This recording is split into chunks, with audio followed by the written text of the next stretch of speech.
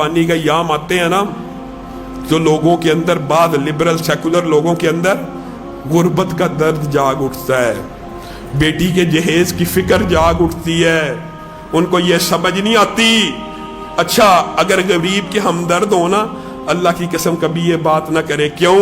जिस दिन देहाती के घर जानवर का बच्चा पैदा होता है, उस दिन से लेके जिस दिन तक बिकता है, सैकड़ों लोगों का पेट भर रहा होता है, चारे वालों का, गाड़ियों का जो ट्रांसपोर्ट करके लेके आती हैं, फिर मंडियों से जो लोग खरीदते हैं उनको ट्रांसपोर्टेशन के जरिए अपने घर लाते हैं, फिर घर के इर्द गिर्द चारे वाले खूब कमाते हैं, फिर कसाई, चाहे उस दिन आप खुद बताइए, माली हो, मिस्त्री हो, जो भी गरीब बंदा होता है उस दिन कसाई बना होता है, गरीब की जेब में पैसा जा रहा होता है। फिर बात यहां तक नहीं, जब खाल उतर जाती है उसको इकट्ठे करने वाले गरीब, फिर बाद जो उनकी आलाइशें होती है उनको इकट्ठे करने वाले गरीब, यहां पे भी बात नहीं रहती।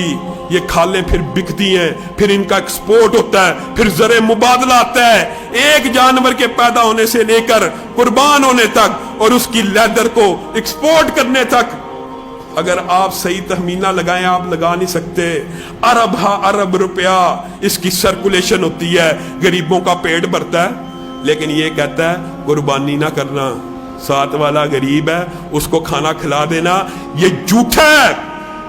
उस दिन, ईद का दिन, मैं शाहिद हूं, आप शाहिद हैं, हमारे मुआशरे के अंदर गोश्त की जो कीमत है इस कदर ज्यादा है, अल्लाह की कसम, वो पहला दिन होता है जिस दिन मुल्क भर के गरीबों के घरों में गोश्त पक सकता है। ये गरीब का हमदर्द है ही नहीं, ये फलसफे बातल गड़े हुए हैं। इतनी तुझे गरीब की तकलीफ है, एक दिन होटल का खाना मत खा, आईफोन मत खरीद, गरीब का दर्द यहां से जाहिर होता है।